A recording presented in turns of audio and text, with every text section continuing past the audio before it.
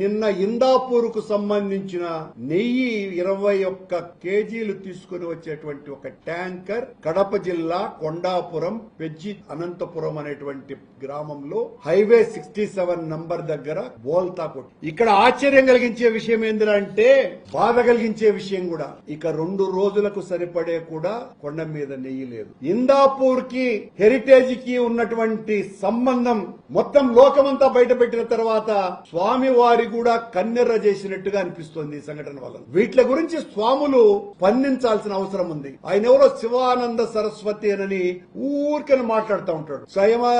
నువ్వు స్వామి అయినంత మాత్రాన నీవు ఏకపక్షంగా తెలుగుదేశం జెండా ఎత్తుకొని మాట్లాడితే నీ గురించి మాట్లాడకుండా నీ గతాన్ని లోడకుండా ఉండం. స్వామి, నువ్వు తెలుగుదేశం పార్టీ కార్యకర్తలాగా మాట్లాడుతున్నావు. వెంకటేశ్వర స్వామి భక్తుడిగా మాట్లాడడంలా. భగవద్గీత నువ్వు చదివినావు. అసలు నిన్న మాట్లాడతాడు ఇష్టం వచ్చినట్టుగా, రోజు మాట్లాడుతున్నాడు. ఎట్లంటే అట్లా దైవ దర్శనానికి సంబంధించిన టికెట్లను పొందటం కోసమని ఒకరి స్వార్థానికి బలైపోవద్దని ఈ సందర్భంగా గుర్తు చేస్తూ మీలాంటి వాళ్లు పోరాటం చేయాల్సింది. దాదాపు 3,000 కోట్ల రూపాయల విలువైన స్వామివారి పాదాల చెంత వెంకటేశ్వర స్వామికే చెందినటువంటి భూమి 20 ఎకరాల భూమిని ఒబరాయ్ హోటల్ కు ఎలా ఇస్తారు అని ఎందుకు పోరాటం చేయటం లే? చేయాల్సినటువంటి అవసరం ఉంది కదా.